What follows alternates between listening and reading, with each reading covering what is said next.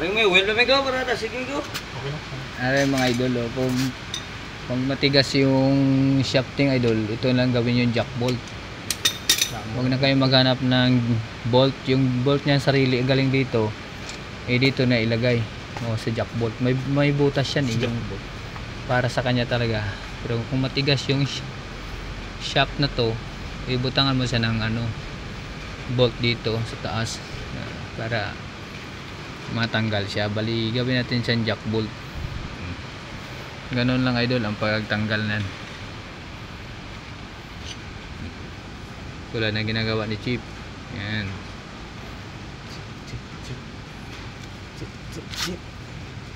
Gatiyog, maraming guma. Kailangan. Sige, go. Sige, kaptan ko. Idol. Ayan. Iniikot-ikot niya. Ayan. Kasi minsan matigas talaga tong shaft na to idol. Kasi lalo na kung bago. Tulad nito, bago ito. Kami pala naka-open sa truck na to. So, medyo matigas. Kaya ang ginawa natin, dahil ayaw niya na hindi mo kaya hilain, Among taas yan mo. may jack bolt na lang. Ibang yan. Okay. Te, tanggalan na itong lahating guma te, para isang lakad lang tayo. Hindi na akong balik-balik. Pero unti-unti. Yan. Yan, kabilaan. Ito na yung proseso idol sa pagtanggal ng long shaft na to o kabila dyan.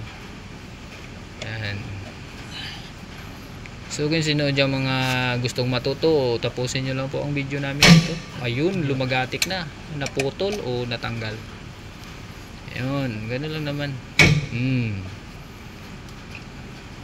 Kasi pag hindi mo talaga lagyan ng jack bolt mga idol, hindi talaga siya matanggal kasi nga bago pa to. Kung baga sa virgin pa ba, wala pa nakagalaw yung iba. Kami pa lang. Ayun idol ha, dandahan na siyang umangat habang iniikot. Yun, kusang natanggal idol ha. Ayun.